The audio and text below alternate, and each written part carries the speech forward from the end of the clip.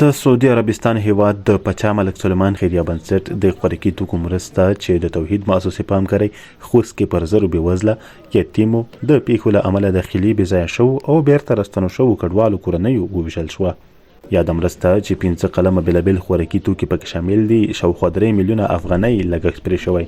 زرو کورنیو سره مرستې پیلېږي چې په دې کورنیو کې داخلي بېځایه شوي مهاجرین، طبیعي آفتونه او یتیمان او کونډې شامل دي چې هرې کورنۍ ته 50 کیلو وړه، 15 کیلو وریجې، 15 کیلو لوبیا، 15 کیلو بوره او 15 لیتره غوړي ورکول کېږي چې په ټول افغانستان کې موږ له 15,000 کورنیو سره مرسته کوو او د نننۍ مرستې قیمت د افغانیو په حساب باندې 3 میلیونه افغانۍ کېږي. ترلاسه کوونکي چې زیاتره داخلي او له بهره راغلي کډوال دي خوښ دي، خو وایي ښه ده چې د مرستو پر ځای ورته دایمي کار او کسب برابر شي.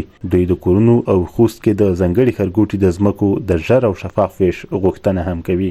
مرستو والا څخه خوشحاله یو، ډېر ښه کار کړی دی چې موږ د مهاجرو مسلمانانو ته دا مرسته ورکړله. دا مرسته خو د 15 ورځو دپاره ده، دا به ختم شي، دا به دغسې په افغانستان کې مهاجر راغلي دومره ځپولي مهاجر دي چې هغو په کور کې د راشن د شي څه درک نشته.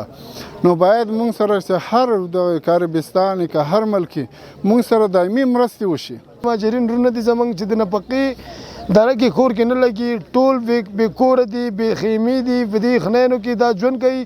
نو زموږ د حکومت نه او زموږ د نورو نړیوالو خلکو نه دا غوښتنه کوو چې موږ سره مرستې کومکونه وکړي، ځکه چې زموږ مستحق او زموږ سبل دغه نشته دی. د مهاجرینو ریاست مسؤلین وایي له دوی سره به د تیر په څیر مرستې هم کوي او د ښارګوټي د ویش چارې هم نهایي کړي.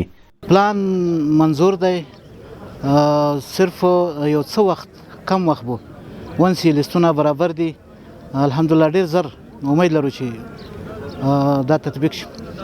خوست کې دا مهال داخلي او له ګاونډیو هیوادونو راستنې شوي شاوخوا 7,000 کورنۍ ژوند کوي چې زیاتره خپل کورونه د مناسب عاید کاروبار او د ژوند نورې اسانتیاوې نه لري. دوی پر دولت او اړونده نورو بنسټونو غږ کوي چې باید دې برخو کې ورسره لازمه همکاري وشي.